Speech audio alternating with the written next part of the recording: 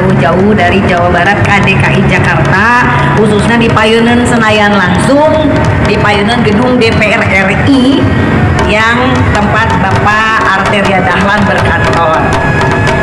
Tadi tuntutan dan keinginan dari Aliansi Sunda Jawa Barat untuk memproses Bapak Arteria Dahlan, dan kebetulan kanggo nampi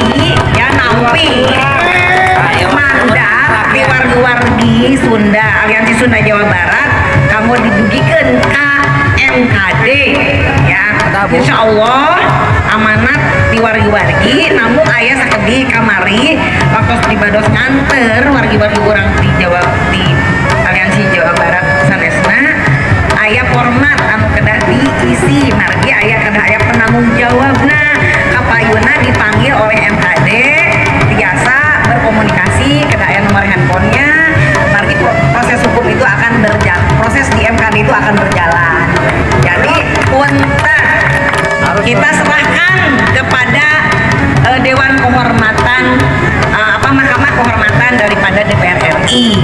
Nah, kita hanya menyampaikan aspirasi. Bunda Eni sendiri sebetulnya bukan dari DPR RI, tapi karena tidak ada teman-teman yang ada di MKD ini lagi pada di luar daerah yang orang Jawa Baratnya, jadi alhamdulillah saya mewakili teman-teman semua untuk didugikeun kanu berwenang. Sakali deui hatur nuhun